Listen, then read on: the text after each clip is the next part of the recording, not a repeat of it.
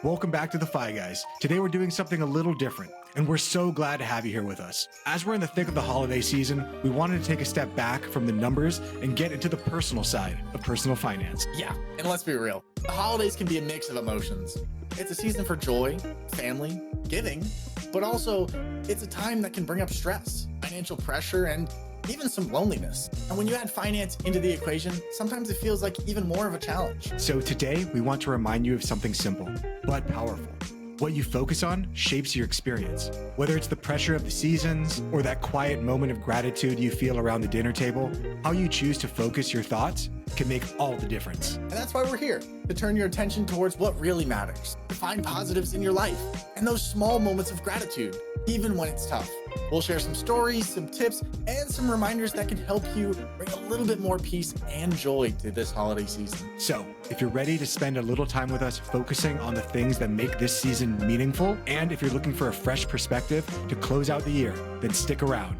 We're so excited to dive into this holiday episode with you. This is the Fi Guys. Let's bring some holiday cheer.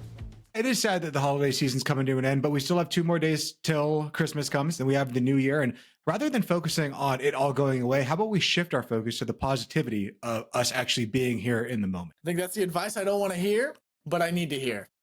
So let's get into it. Let's get right into it. I'm excited. I'm already, as you can see, now I'm back to my original self, right? Back to my original, the super happy chipper, non-bah humbug Dom. So yeah, let's get right into today's episode on how we are shifting our mindset in sometimes a bit of a gloomy part of the year. I know this is the season sometimes of loneliness, of sadness, and that breaks my heart a little bit.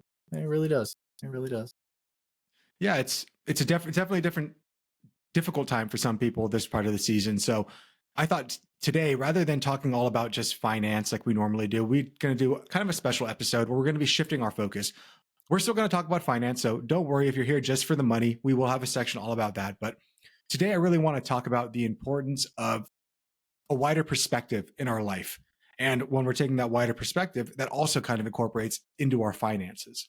So it's really important that we start to highlight and focus on the positives in our life and the things that we're have gratitude for that can uplift us and empower us during the hard times. Because for some people who might be listening to this podcast, right now might be those hard times. And if we could be the people that they listen to say like, everything's going to be okay. We're here with you. We see you. We're going to make it through this. And maybe if we just shift our focus a little bit from all the things that we don't have, the things that we do have, it could make a profound difference in somebody's life. Absolutely. Absolutely. And these are the points in our week, in our month, in our year, in our life, really, where we can really find big change, right? Sometimes throughout the rest of the year, maybe you're not as sad, as lonely as you are during Christmas, right? So now that the holiday season is coming to an end or still in the thick of it, right? The sadness can really be there. And I always say, right, when you're feeling an emotion, it's best to confront it and get to the root cause and really develop tools to battle it, to fight it, and to win against it, right? I don't feel like every emotion should control our life. I think we should control our life. I think the viewer, I think Chris, you would agree too, right? Life should be in your control, not in the control of maybe your programming or your experiences in life, right? What are your thoughts on that? I'd say it's a balance in that your emotions are algorithms that have been developed over millions of years of development of our species and pretty much all species. So to try to say like, that's not going to be a part of me and I'm only going to come from like this rational perspective, it's kind of like being like, I'm going to be like Spock from Star Trek. And we realize that that's just not really a good way of looking at things, like being fully Klingon, but then also being fully human where you're just running you're just running straight emotions, doesn't work either. So I think just like everything, it comes down to that balance of, yes, letting your emotions run, but then also not letting them run too much. Because you can't be emotionless robot where you're like, like, oh, I lost my grandma or someone died in my life. And you're just like, well, I feel the emotion of sadness, but I'm in control. I don't feel that. Like, of course you're going to feel that. And that's part of the human experience. And that's okay to feel. Yeah. Yeah. And I think that's part of the problem too, is a lot of the times as we're growing up, maybe you are a guy who was taught not to feel emotions. Maybe you were the big sister in the family who had to take care of everybody around you. you didn't really have time for your emotions. Being depressed, having emotions, complaining, crying, that was a luxury that the people who you helped got a chance to experience, but you were too busy to experience. We hear it all the time, unfortunately. And it's okay to feel those emotions. On a truthfully honest note, yesterday we were supposed to record this podcast, but I called Chris. I'm like, I'm not having a great day. I'm just mentally, I'm not having a great day. And it takes someone to speak up to really be there for you. And it was interesting because he's like, you know what? I'm not having the best day either. I just yelled at the dogs. Right? I'm not in the best. I don't really want to record either. So it's like, all right, cool. Let's record tomorrow instead. And bing, bang, boom, here we are. So there's nothing wrong with saying how you feel, right? And being open. So I really hope that this season maybe we change the stigmatism on, emotions and you can be a leader and be sad. You can be a leader and still cry. There's nothing wrong with that. So Yeah, I would agree with that. I would also say that sometimes when your emotions are running so quickly, sometimes the biggest change we can do is by focusing our attention on something else. So if mhm, we're feeling sad about the holiday season, we keep on ruminating on it. Obviously, our thoughts are going to continue to flow into that. And I always like the quote, where your attention goes, your energy flows. So I'll tell you a story about last month during November. Um, it was kind of a stressful time in November. I was doing a lot of stuff for my business. We also had my wife's family come into town for the holidays, and it's just it's a lot, as you can imagine.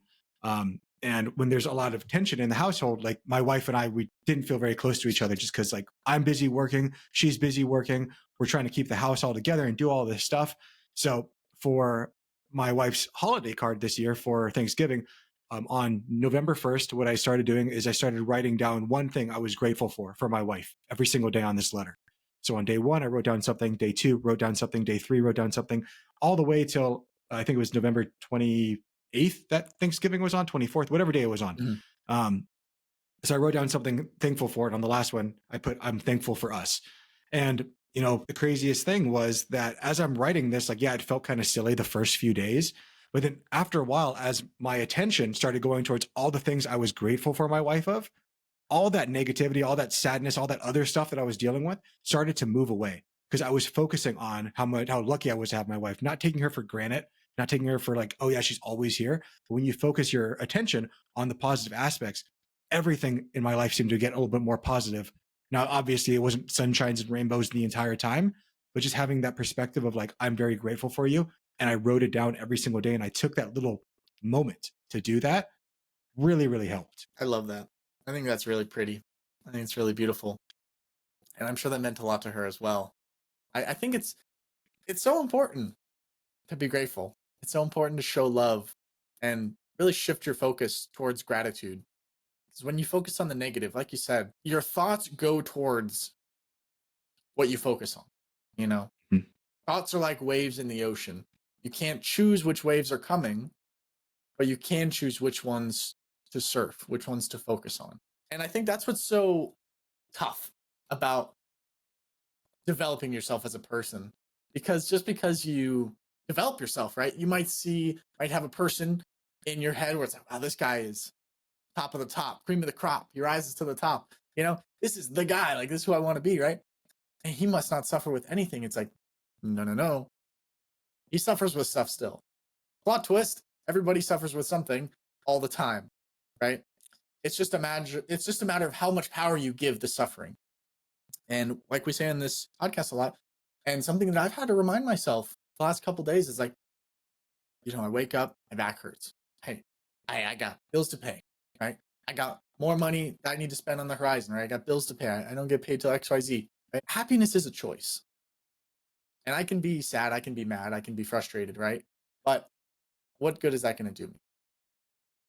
Is that going to foster a better relationship with Chris and I if I show up to the podcast? Humbug, truly bah humbug, No, it's not. And I'm not saying that you should be fake.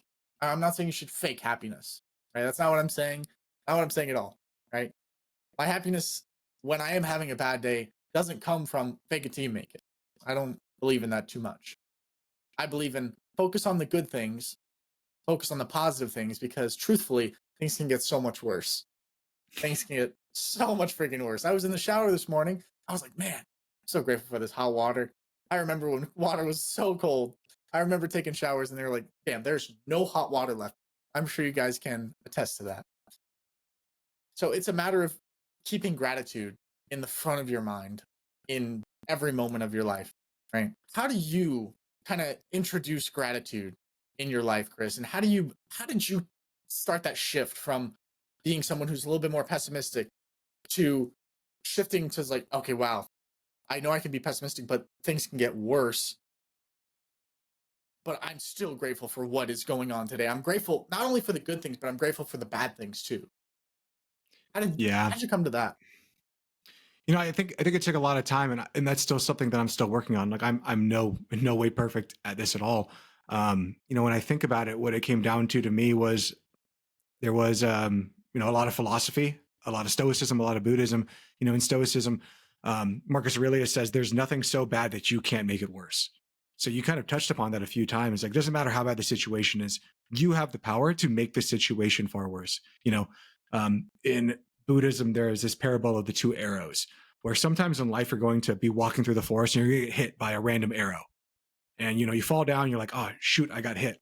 But what do we most often do? We then reach into our own quiver, we pull out another arrow, and we stab ourselves in the leg, going like, damn it, I got hit by an arrow, I'm so stupid.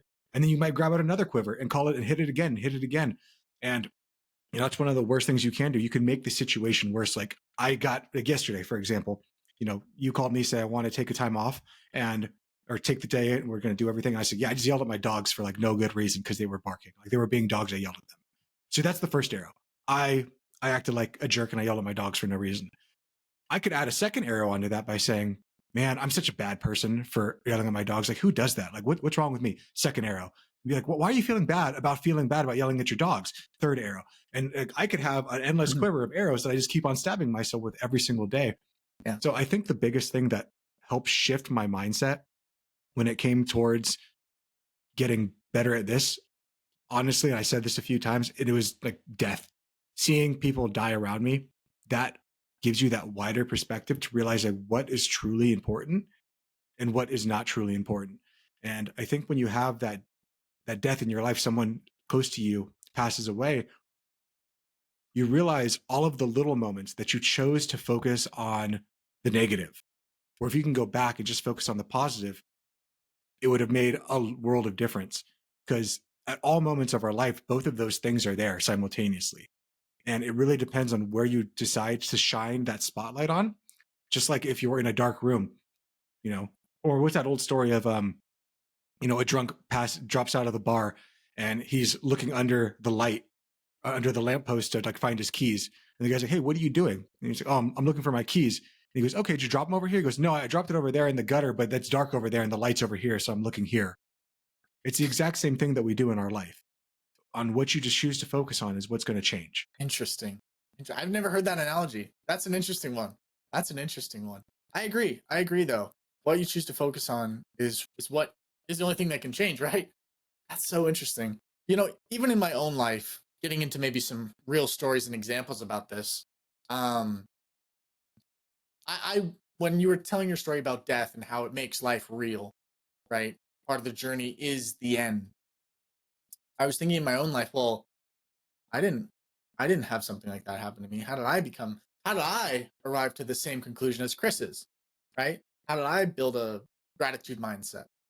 Right? I mean, one person doesn't just walk into the shower and be grateful.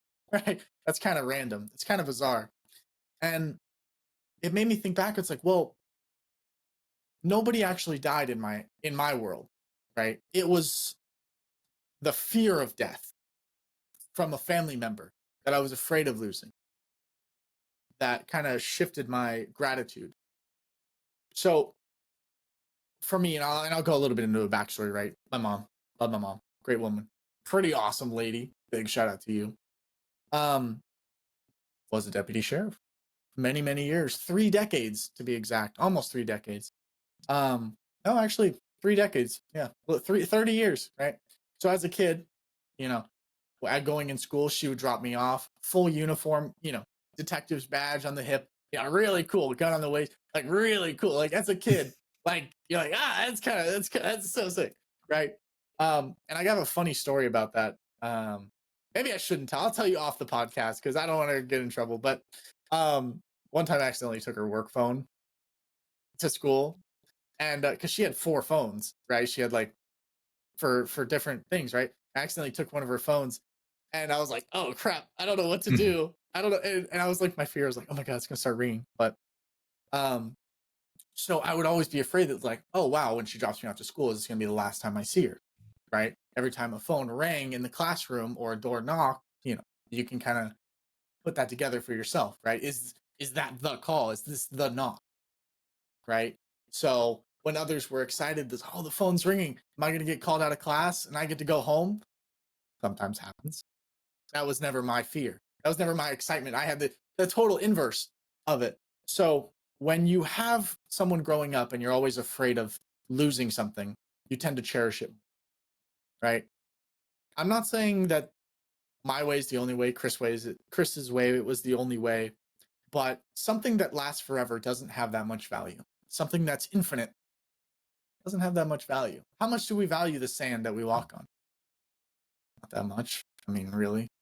And the water we drink, I mean, it's semi infinite, we don't really value it that much, but we don't put enough value on our own lives.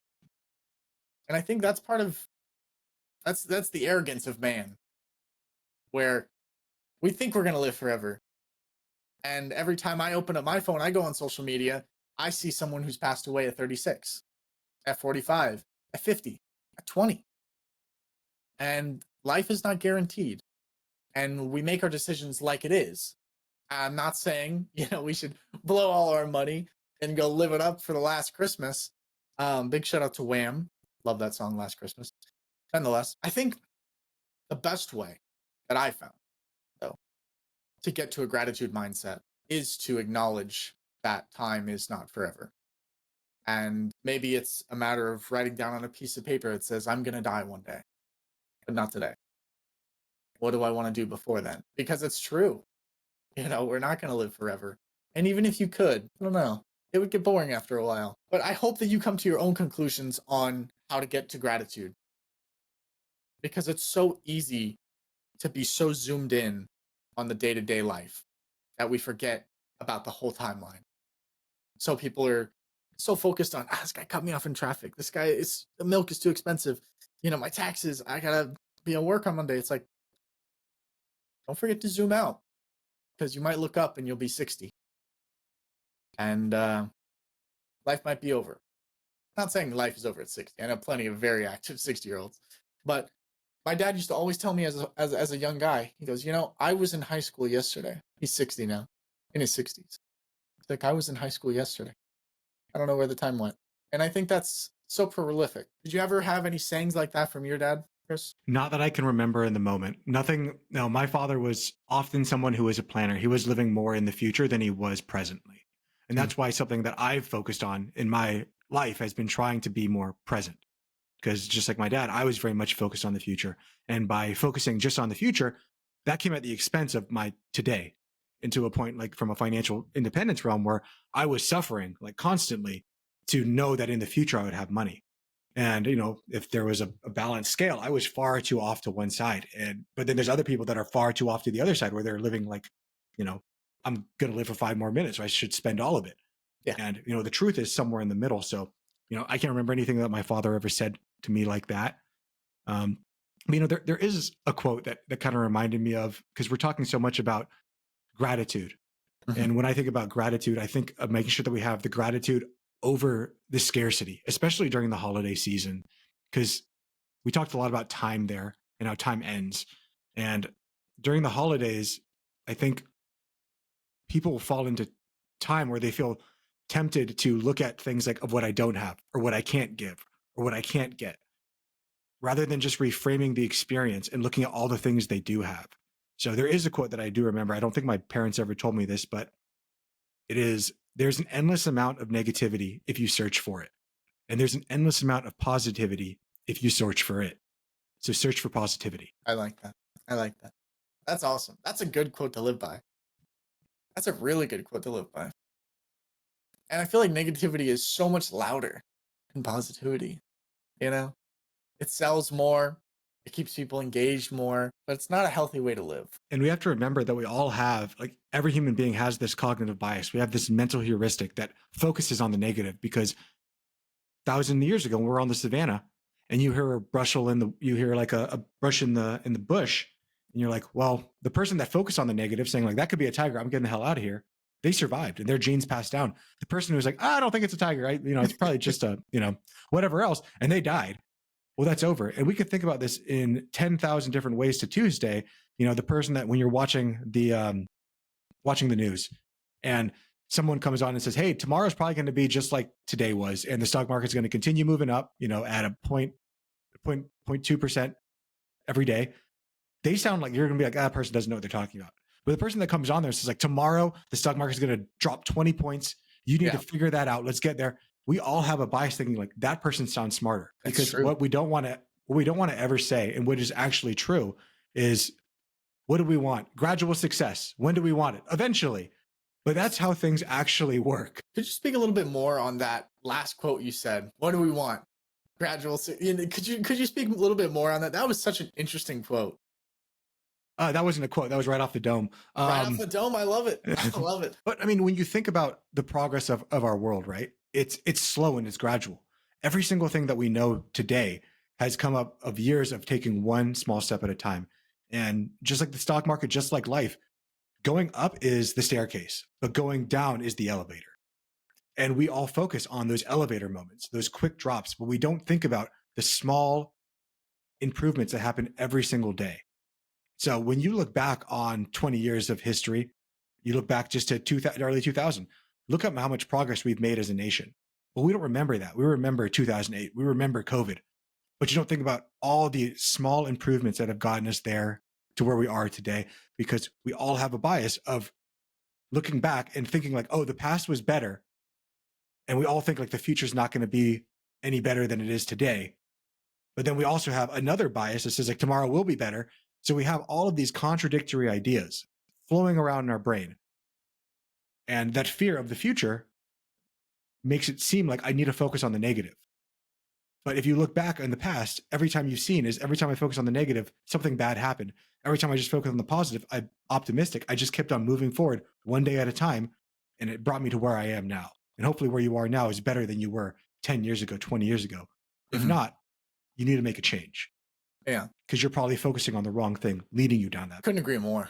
I really could not agree more. I think everything you said there was really spot on. And, with the holidays here and everything, I don't know why people get more sad during the holidays. I experience sadness the other months, right? Not necessarily during the holiday season. As you know, I'm the type of person who starts Christmas music in July. I'm only half joking there, but truthfully, like I'm starting Christmas music very early, and I love everything about it. I look forward to it, and my Christmas sadness is when it ends. But also, my excitement begins because a new year is upon us, and we can reflect on everything we did wrong and everything we did right for the year. Did we accomplish our major goals? Where did we fail? Where did we succeed? Did we try something new? Did we push ourselves? What was the landmark successes and landmark failures of the year, right? And that's always tough, and it's always so interesting because when I look back at my year, right, and this is me, and how happy, how chipper I am, right? Instantly, I think this was a bad year. This was a down year for me. I can think of 10 different reasons, right? I can think of 10, I can think of 50, maybe not 50, but I can think of 10 reasons why it was a bad year for me personally, right? And they would all be very valid reasons on why it was a bad year. But I can't also forget about the 50 good things, right? We were consistent with the podcast. We got a new setup, right? I moved out. I began my journey on my own, got a new job, a lot of great things have happened. But we often don't focus on that. And I don't know why my knee-jerk reaction is, oh, negative. This is a bad year. Because like at the end of the year, I do an end of year summary, and that's the first thing I think of. Maybe that's something I need to work on. But I think it's so important to also look at the positives because You know, I yeah, go for it. I think you brought something up there. Like, why do I focus on the negative? It's because your brain's job is to keep you alive, Yeah. not to keep you happy. If you focus on the negatives, it keeps you driving forward. If you focus on the positives, the fear of the brain is that he's just going to stop moving around. There's a reason that we don't eat once and we're like, oh, that was so good. I never need to eat again. Like, it's because we need to keep that constant focus, that constant growth. You know, you also mentioned something about, I don't know why people get sad during the holidays. And I think a lot of it is because rather than focusing on the gratitude like you do, focusing on the positive things, they focus on the scarcity, on the things they don't have. And a lot of that may be watching Christmas movies and thinking like, wow, all these people seem to have it together. Maybe it's watching social media and being like, wow, look at the gifts they're getting and look what I don't have. And wherever you decide to focus your attention, just like that flashlight analogy, is what you're going to see. So, yes, you have 10 negative things that happen this year, but you also have 50 positive things that happen this year.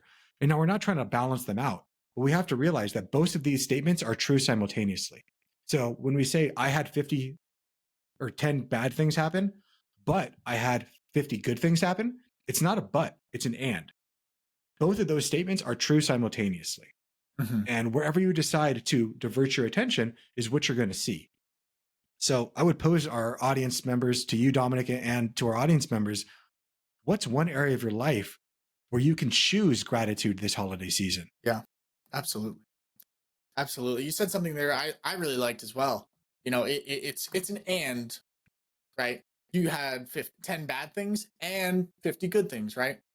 And I think it's so important that you have the bad things. I think it's so important that bad things happen to you. I think it's very, very important that bad things happen to you. And that's so counterintuitive. That's so backwards, right? I wouldn't want to, it's not like I'm talking to Chris and be like, man, I really hope bad things happen to you, right? Sometimes I wish that on people on a very low scale, and there's a reason behind that. Maybe I'll get into that. But if nothing bad happened to me this year, did I really live? If it was all good and nothing bad happened, did I really live? Did I really push myself enough? Now there's stuff on the list that were pure error, right? Just me being, dare I say, a goofball, right? That I could have avoided. And that's not great, right? But I will say that when you have good and when you have bad, that means you're living life, right? And that's important. That's super important. Yeah, I think it's always important to remember that it's a dichotomy and they're both always together. I think we in our culture, we use the word but too often. Mhm. Because but, whenever you use that word, it negates everything before everything before that but. But Yeah. oftentimes in life, pretty much all the time, it's and. The right statement is to say and things. So what I would pose to our audience members, and I'm going to tell you something that I do to help myself out is, what or who are you most thankful for right now? And I'm going to give you some suggestions and some exercises of things that I do in order to try to focus on the positive, to shine my spotlight on the good things rather than the bad things. Because again, they're both there simultaneously. And it's all on me and my choice on what I decide to look at. So what I would recommend for people is to keep a gratitude journal. Simple pen and paper, keep it next to your bed, keep it in a closet, keep it somewhere. And every day, every morning, ideally, write down 3 things that you're thankful for. Just 3 little things. I'm thankful that I woke up in a bed. I'm thankful that I have a roof over my head. I'm thankful that I have hot water. I'm thankful that I grew up in America. I'm thankful that I had my parents. I'm thankful that I have a car. I'm thankful that I have all of these things because we are so often to look around our rooms, our house, whatever you might be seeing right now, audience member, and just be like, well, that's the way things have always been. And that's the way things always will be. But there are so many different paths in the future that can all be taken away from you. And you would give anything to get back right to this moment. Yeah. 100%. A million percent. I highly recommend some form of daily journaling. You can do it in your notes app on your phone. You can do it pen and paper. I know a lot of people love the pen and paper route. Me personally, that's just never stuck with me, right? And that's okay. That's okay. Nothing wrong with that. I built mine through Notion. Not sponsored. Wish it was. Maybe we'll reach out. Back to the story, right? So for my kind of gratitude journal, I call it Dom's workbook, right?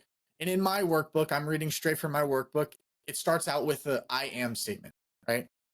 I am, and then each day I fill it in, right? How I'm Hmm. feeling, right?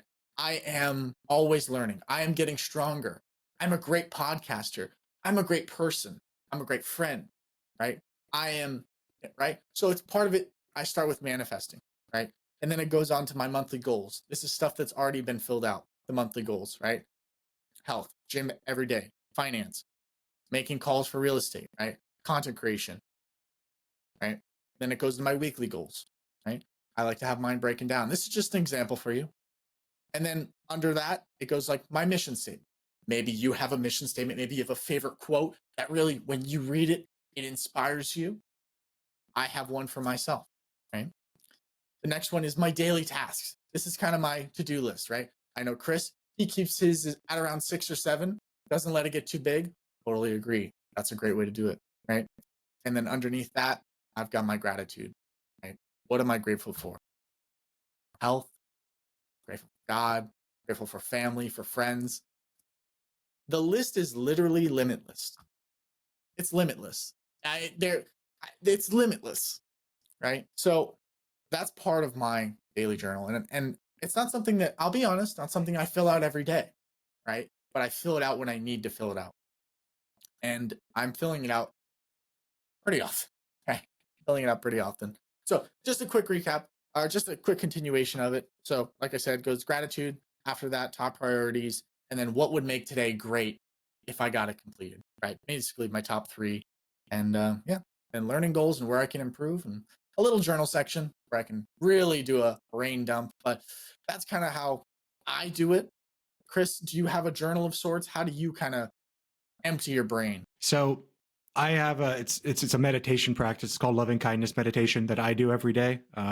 You get up and the first thing I do is I'll meditate and I'll think about all the things I do have rather than Mhm. things I don't have. You know, you mentioned something there before I get into that I want to talk about. You know, you said that you have a list of an infinite number of lists of things you're grateful for that you could be grateful for if you choose to focus on that. And same with me. Like I'm grateful for this desk, I'm grateful for this paper, my mouse, my headphones, all of this stuff that I can't be grateful for. But what do? We choose to focus on the one thing we don't have. Yep. So you can sit there and look at every single thing you do have. But instead of focusing on like, oh man, like how great is my life that I have all this stuff, you decide to go like, but I don't have the car that I want. Yeah. But I don't have the job that I want. I'm not respected by my boss enough. My kids aren't being the perfect things. Rather than all of the perfect things you have, you decide to focus on the one thing you don't have. Mhm. And I think that's just so crazy to think about. So it really depends on where you shine your spotlight. And most of us are shining our spotlight on the thing we don't have. And we're negating all of the things that we do, where both things are true. Yes, you don't have that thing, and you have all of these other things. 100%. And just because we're speaking on it, right? We're speaking from experience, and we're maybe where base level is 0, maybe we're at a level 4, 5, right? That doesn't mean that these things don't affect us too, right? I opened today's conversation with Chris and I'm like, man, there's this teleprompter I want to get for the podcast, but it's like 279 without taxes and shipping. It's like, it's going to be over 300. Like, man, that's a tough pill to swallow. And I'm just like, I don't need it. I do need it, and I do want it, but it's just more than I want to spend right now, you know? So it still affects us and we're still battling with it, right? We're still battling with focusing on what we don't have, right? I didn't mention how I love my little camera here. I love my monitor. You know, I got a good microphone, right? I'm not showing gratitude to that. And it's so interesting that when you get something brand new, you cherish it, you hold it tight, hold it deeply, right? A couple months goes by, you're not taking as good a care of it. And why is that, Chris? Do you have any thoughts on that? Why we kind of lose track of not necessarily where we started, but it seems like this is the pattern of human evolution or human behavior, right? Once you get something new, you cherish it. Time goes by, you don't cherish it as much.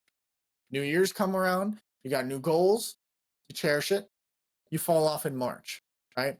I heard David Goggins, people are asking, like, Goggins, are you on your winter arc? And I'm not going to say exactly what he said because he uses some very colorful language, some very foul language. He goes, F a winter arc, I'll do a circle. 365, I'm going hard. And I'm like, all right, cool, that's awesome. And for me, honestly, it got me motivated, but the motivation dies down. And I wonder why that is. I wonder. I'll tell you. I'll tell you a Please, fancy word. please. It's called habituation. Habituation. So again, it comes down to our evolutionary wiring. We're on something that I like to call the hedonic treadmill. Mhm. We're moving through life on a treadmill of happiness, sadness, because just like with food or with take it to PG-13 sex, like there's no time that you're going to eat food and be like, I'm good, never have to do that again. I'm never going to have sex and be like, I'm good, never going to have to do that again. I'm never going to get an item and be like, I'm good, never going to do that again. Our brain will immediately, well, maybe not immediately, within 10 minutes to 10 days, will habituate to our new normal. And then it will automatically be like, all right, I've always had this. And we have a recency bias saying, I will always have this because it's the way that things are. And now I move on to the next thing. So our brain is focused on us not to be happy, but for us to survive. The squirrel that had the evolutionary gift of getting to store his nuts for the winter, eat them all, and be like, I'm happy and I'm just going to sit here forever in nirvana. That squirrel died. The squirrel that went and found a bunch of nuts, hoarded them, kept them safe, and kept on searching for more nuts, regardless of how many nuts he had in his tree, that squirrel's genetics kept on passing down over and over and over again. Same with us humans. The human being on the savannah that was able to eat one time and then be like, I'm good, I don't need to eat again, that they died. They're not around anymore. The ones that did survive are the ones that kept on striving, kept on striving, kept on striving. And that's the idea of this hedonic treadmill or this hamster wheel, where we're constantly being stuck and thinking like, oh, happiness is right around the corner. Happiness is at $20,000 more dollars. Got there. Maybe not. I was wrong. $20,000 more. Get there. Shoot, I was wrong again. Maybe it's $40,000 more dollars. And you go again. You keep on going over and over and over again because you always think that happiness, this joy, all these things are right around the corner because you think that your brain's job is to make you happy. Your brain doesn't care about your happiness. Your brain's job, evolution's job, is to have you have kids that have kids, to pass along your genes. That's it. You can be depressed the entire way through. It doesn't care. As long as you have kids that have kids, you are meeting your evolutionary needs. Mhm. Yeah. Simple as that. It really is as simple as that. Where do we go from there? Where do we go from there? You know what I'd like to talk about is the meditation thing. I didn't really get to share that with you and like what I do for my gratitude, because gratitude is something that doesn't come naturally to me. I'm extremely pessimistic by nature. I will find the negative in literally anything. You know, you give me a glass that's majority of the way full, like it could be 90% of the way full. I'm going to focus on the 10% that isn't full. Like Yeah. that's just how I am. So I have to counteract that all the time. So I do a meditation. You ask me, what do I do? Do I write stuff down in a journal? I don't do that anymore, with the exception of like writing my wife her card once a year for November. I'll do that. Um, but I do something called a loving kindness meditation, where you basically sit down and you meditate and you say, you know, you think of someone you like, someone you really enjoy. This is more focusing on the who's than the what's, because I think focusing on the who is more important than focusing on the what's. Too Mhm. often in life do we go through focusing on the objects, focusing on the mouse, the things, but we're not focusing on the people, the who's of our life, which is far more powerful for finding joy, for finding peace. So what I'll do is I'll sit down, cross my legs, meditate, blah, blah, blah. And I'll think of someone I love, my wife, my parents, my sister, and I'll have a thought in my brain of, may you find peace, may you find love, may you find everlasting joy. Mhm. And then I'll move out to someone who I'm indifferent towards, you know, someone I met maybe on a subway, someone who I talked to at some point. Exact same thing. May you find peace, may you find love, may you find everlasting joy. Then you take it out another step and you go on to someone who you maybe don't like, I don't know, a Klan member or a racist or someone who's in, I don't know, freaking ISIS. And you do the exact same thing. May Okay. you find peace. May you find love. May you have everlasting peace. And you keep on trying to make these concentric circles of sending like love out into the world in order to focus on our shared humanity. And the hardest thing for me, the thing I'm still working on, is I'm able to get to the people obviously I can be like, I want people that I like to succeed. Even I want people who I don't like, who I'm just kind of neutral towards. I want you to succeed. I found it not very difficult to want people who I don't like to succeed, maybe not to succeed in the way that they want to succeed, Mhm. but to at least be able to find peace and happiness. Because I think if they found peace and happiness, they wouldn't be trying to do the things that they're trying to do. Like, you're not a racist person if you want what's good for everyone else. You're not trying to kill people or blow people up if you have peace and happiness in your life. But Mhm. the hardest thing I've found when doing this meditation is now extending that peace, that happiness, that love, that joy to myself. Yeah, that's beautiful. That is very beautiful. That's interesting too. How'd you come to that? It's a Buddhist Shavasana meditation is the like the Sanskrit word, Mhm. but loving kindness meditation is it's the English way of saying it. So yeah, I stole it from the Dalai Lama, and that's what I do. Okay. Okay. Interesting. Interesting. Well, big shout out to the Dalai Lama then. Big shout out to him. Is there anything, maybe an action that we can really like, this is our actionable step for the week that we can really give to our listener? I know we've talked a lot about our own experiences, how our, firsthand knowledge of how we got there, what we're currently doing, how to kind of shift. Um, but what's like bang, bang, bang, an actionable step maybe that our viewer can do? Before we get to the action step, Okay. let's talk a little bit about personal finances, about money, because this is a Okay. money podcast. Most people are tuning in for that. Yeah. So again, we've talked a lot about putting your money and like focusing your thoughts on where you want to. And Mhm. just like that, we need to discuss how we can focus our money, focus our money, our spending, our budget, whatever words you want to do that, and focus it on joy and on meaning rather than on what we don't have. Focus on what Mhm. we do have. So I think it's always important for us to remind the listener, remind you, Dominic, that Yeah. the most meaningful gift and experiences we can give people are often not the most expensive. They're the things that show our time, our effort, and our love for another person.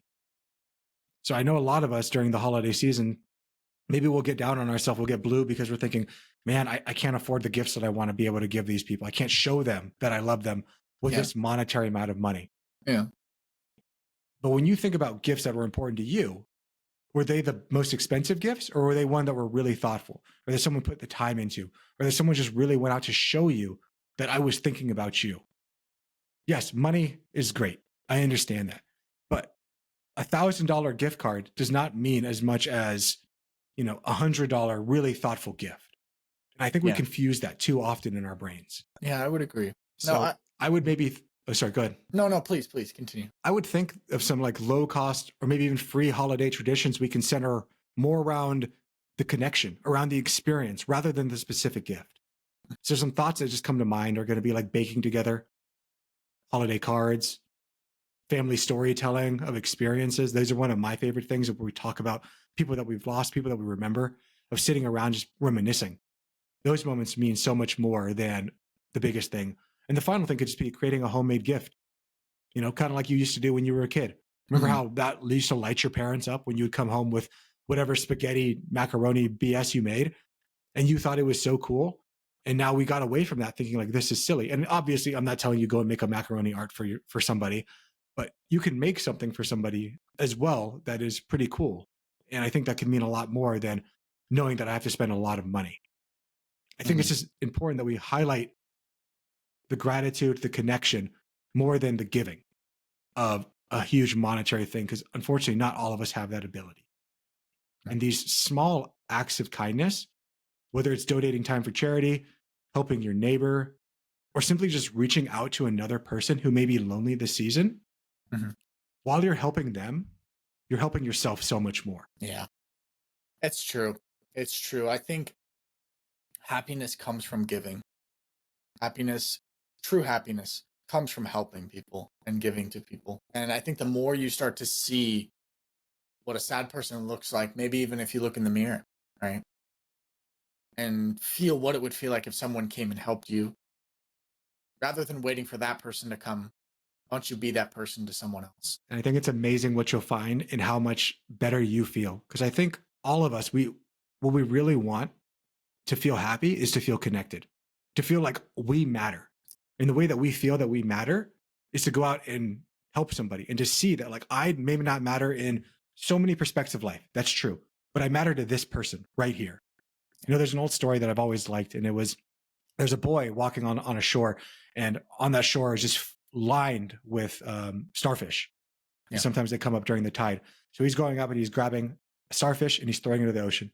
Another starfish thrown into the ocean. And a man comes over and goes, "Why are you saving all those starfish? You're not going to save all of them. What does it matter?"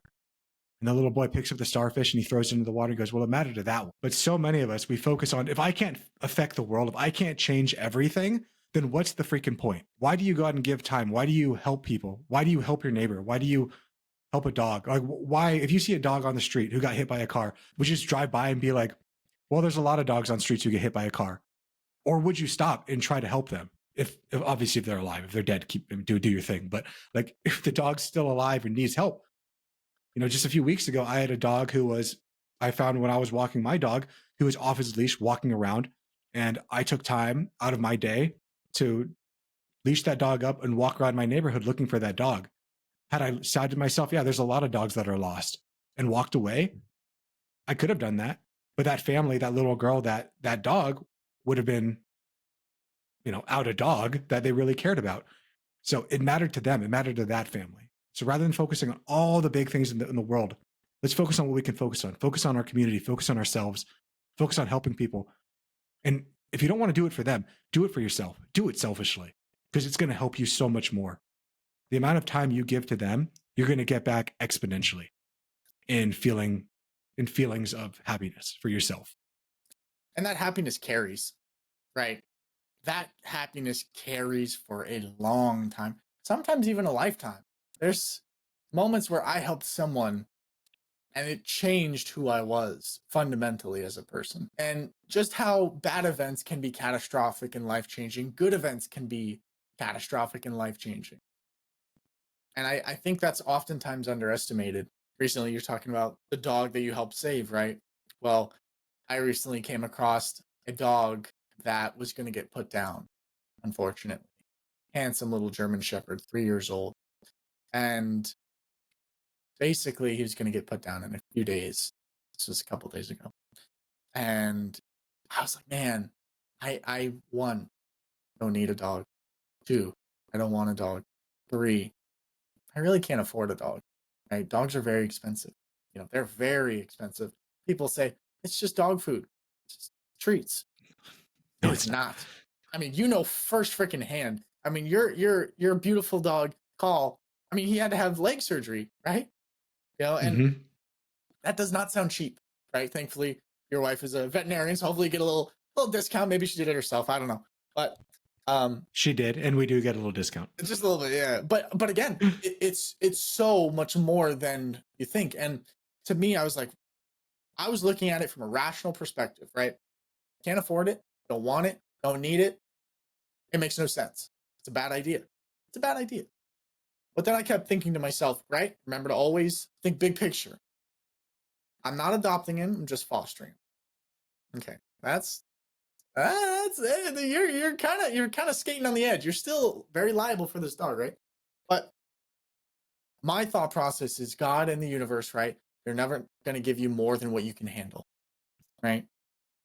If I don't have enough money, I'll find enough money. If I don't have enough time, I'll find enough time, right? If it's important, it'll be important to me. And so I put in an application. I didn't get chosen. Someone else got it. But to me, it was just a sign where it's like, are you willing to put yourself at risk to save someone else? And I was like, yes. Yes, I am. Is it smart? I don't know. I don't know. It's your choice. It's your life. And I wouldn't, no, I'm not going to sit here and say that you're a fool. You're an idiot. Don't do that. It makes no sense, right? But it's your life. Live it how you want to live. I'm glad he's still alive today. He wasn't put down, euthanized, executed, however you want to put, a few days before Christmas. So that's nice. I can sleep a little bit better. But it, and that's just an expensive example, right? It doesn't cost much to be a good person. It doesn't cost too much to be kind to other people. And I would say it costs nothing to it costs be nothing. kind. It costs nothing. It truly costs nothing.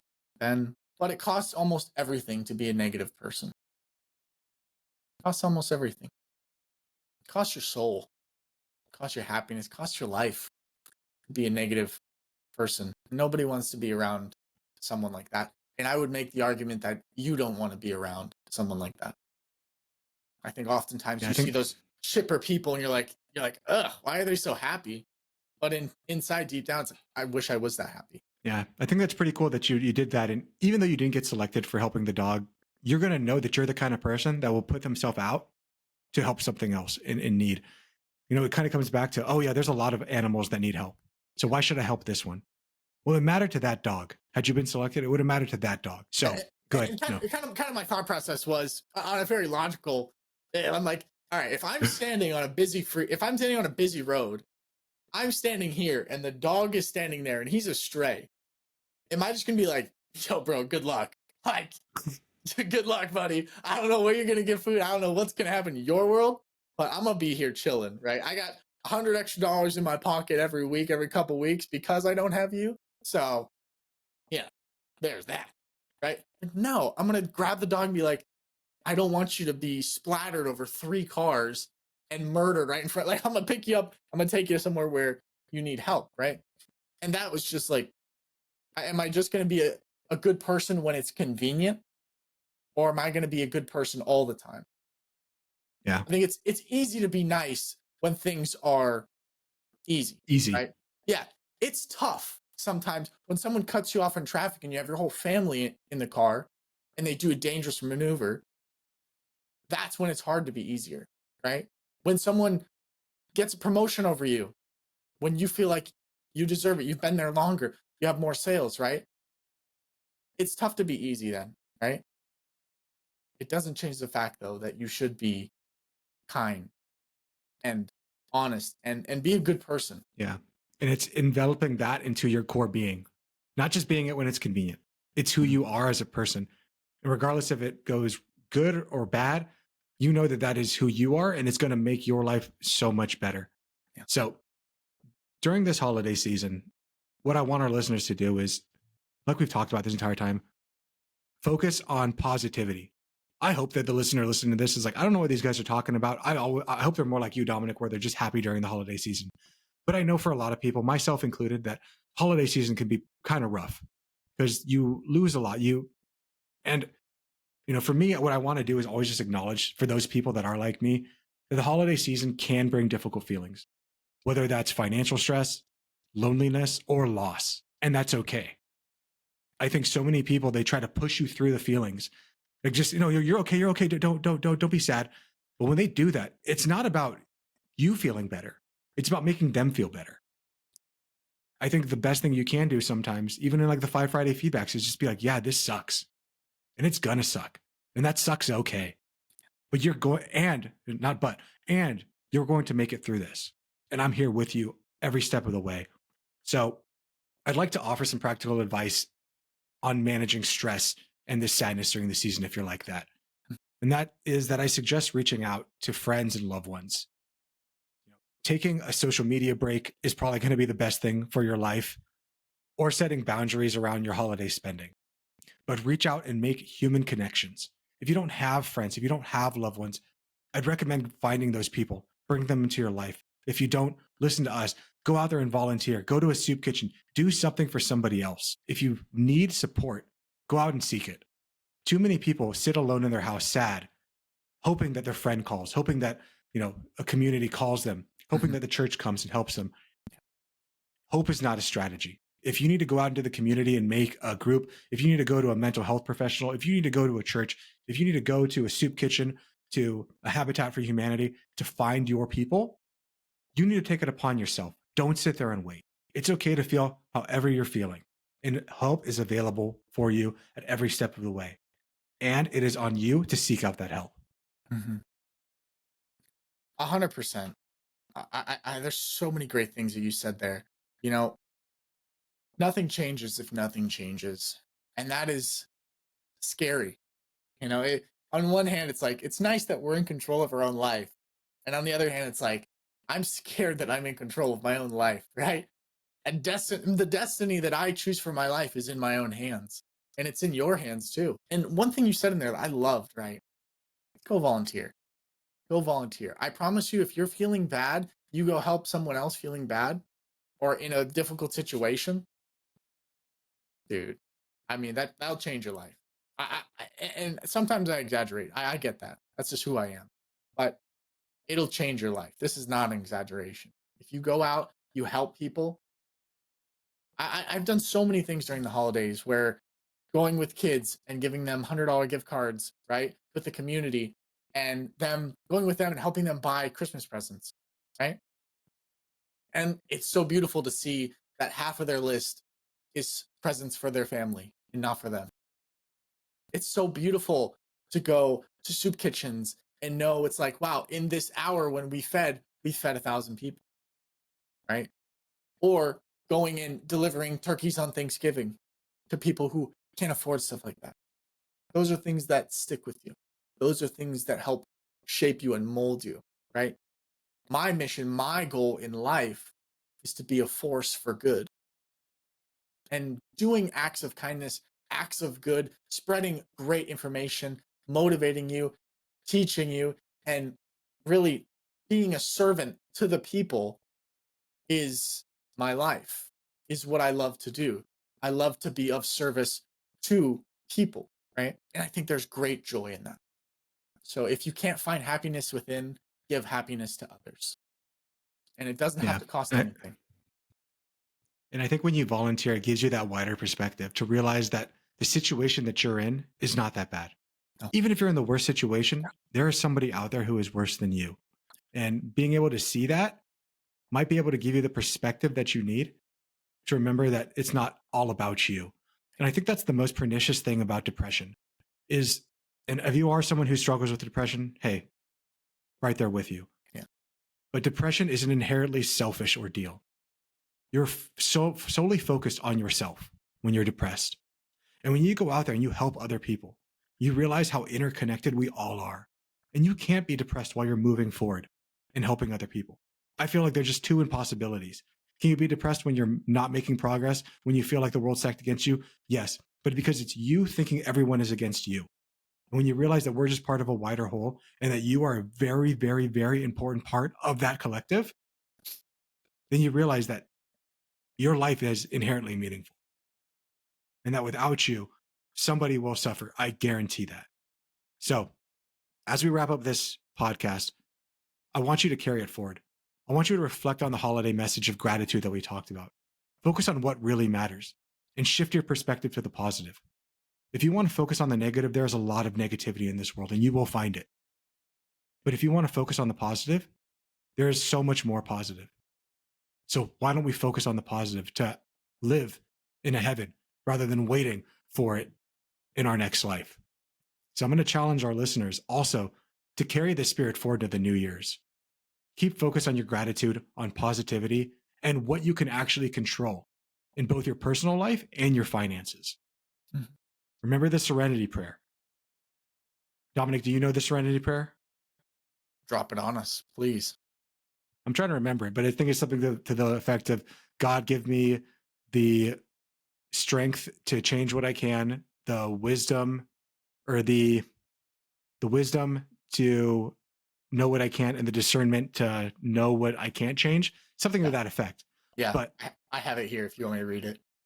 go for it. God grant me the serenity to accept the things I cannot change, the courage to change the things I can, and the wisdom to know the difference. So just like that, the things that you can change, focus on that. You know, something funny about the Serenity Prayer, everyone thinks it's like from the Bible. It was actually made in like 1937.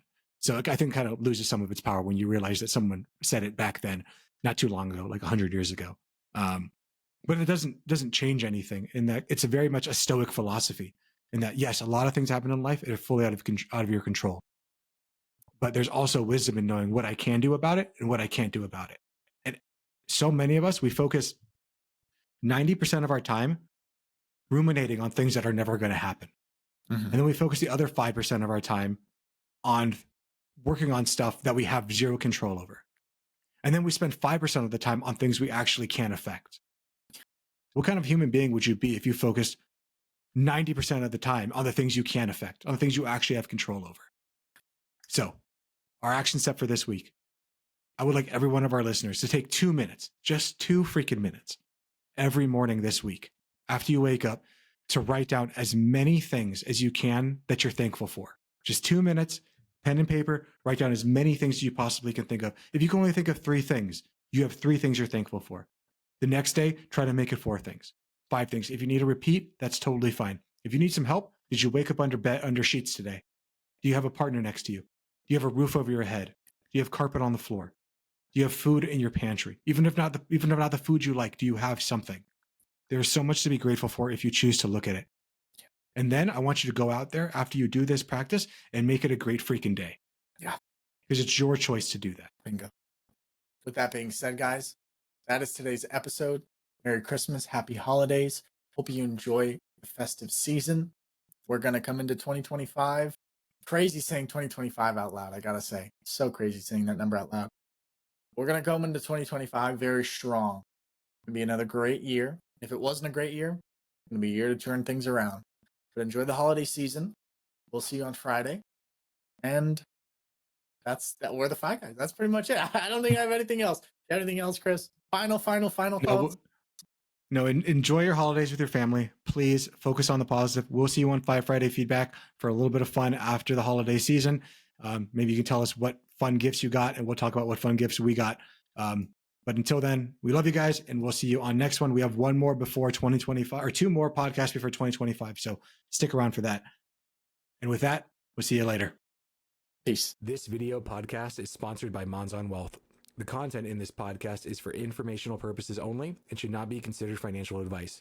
We do not endorse specific products or services. Past performance does not guarantee future results. The opinions expressed are those of the hosts and guests, not the podcast sponsor. It is crucial to consult with a qualified financial advisor or professional who can provide advice tailored to your specific needs before making any financial decisions, investments, or taking any other actions. If you are seeking specified help, you can reach out to Chris at monzonwealth.com.